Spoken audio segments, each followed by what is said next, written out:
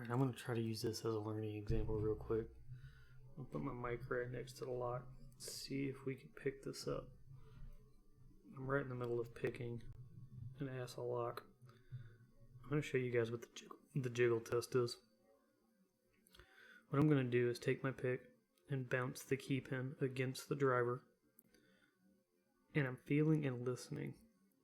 I'm feeling for it to either be stiff, completely stiff when I push up the key pin against the driver, or if it gives me a little bit of spring toward the top. If it's stiff, that pin is still caught in the counter milling.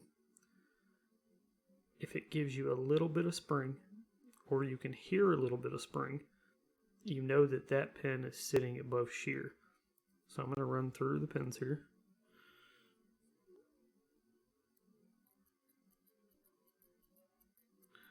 I don't know if you guys can hear that or not. There's a slight springy noise. I'm getting spring on that one, just a tad, and you can see just how little movement I'm making. Right there toward the top of my travel, I get a little bit of spring, and I can hear the spring compressing. So let's check another one. 2 is also set. I can hear the spring, I can feel the spring.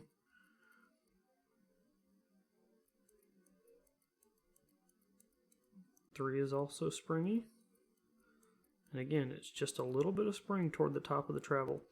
What's happening is the key pin is pushing against the driver, and if it's at shear line, because the key pin, the top of it has a taper, it can push up the driver just a little bit, and that's what you're feeling. You're feeling that key pin pushing the driver just a tad.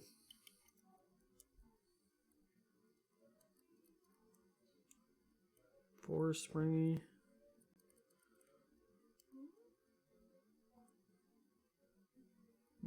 Five is questionable. Give 5 a push here. Alright, now 5 feels springy. Let's go check again. 1 feels springy.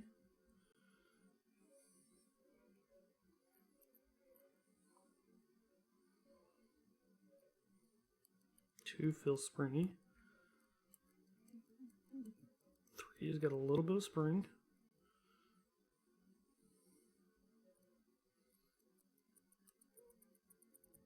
4 has a little bit of spring. 5 has a little bit of spring. 6 should be stiff. And it is. I'm pushing on it. I get no spring. It feels dead stiff. And you can't hear that spring. Back my microphone away just a tad, and I'm going to try to set this one.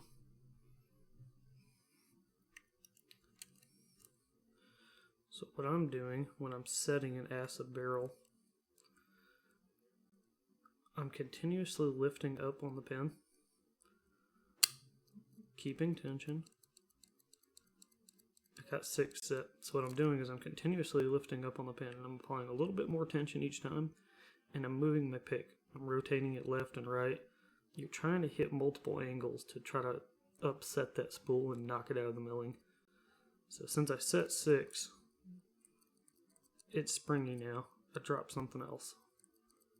5 is springy. I dropped 4.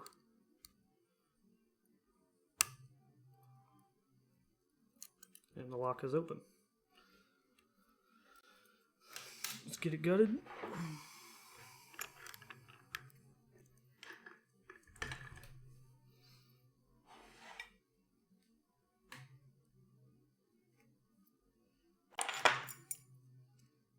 I guess we'll show proof.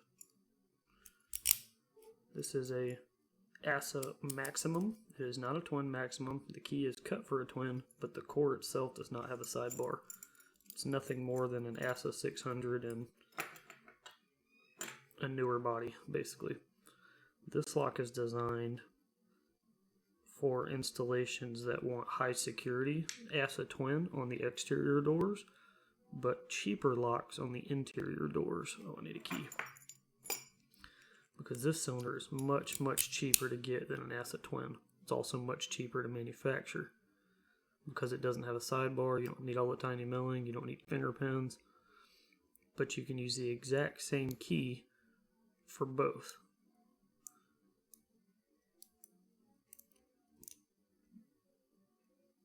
There we go.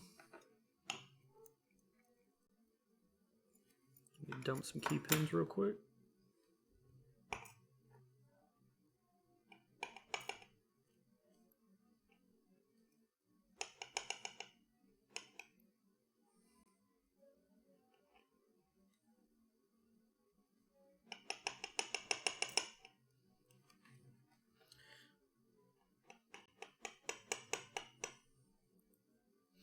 And sometimes they don't want to cooperate. And I just dropped 2 of them. But it'll be fine. No, that was pin 3 is a low cut, pin 4. Okay, that's pin 5.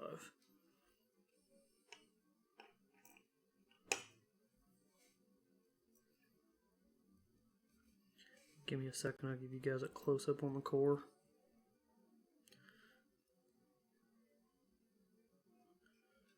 Like I said, this one has Assa milling, counter milling, focus.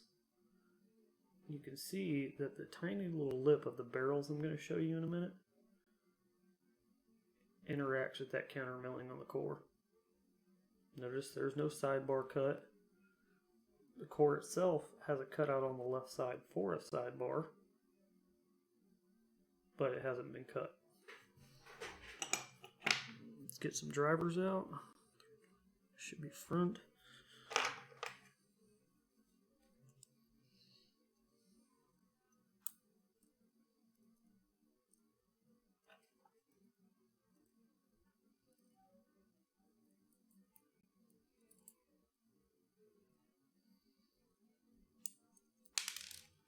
Come back, little Assa barrel.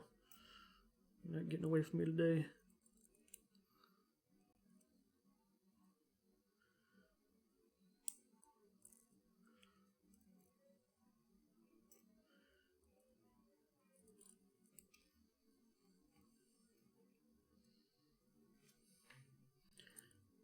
Go to the other side.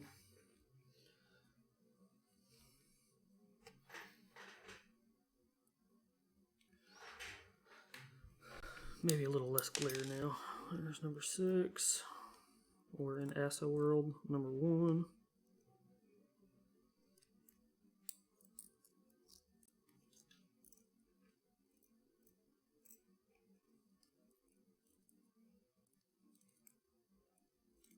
Come out of there, little guy.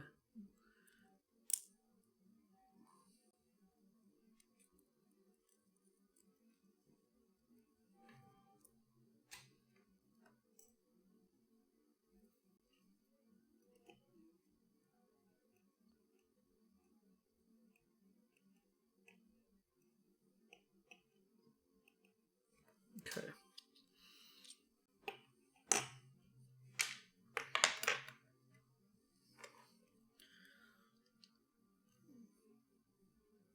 I didn't realize I was gutting out a frame, but luckily I don't need this lock for a belt.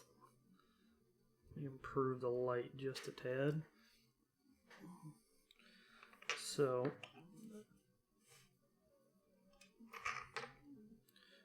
as I showed you guys earlier, there's counter milling in this core, and it matches up to this barrel spool.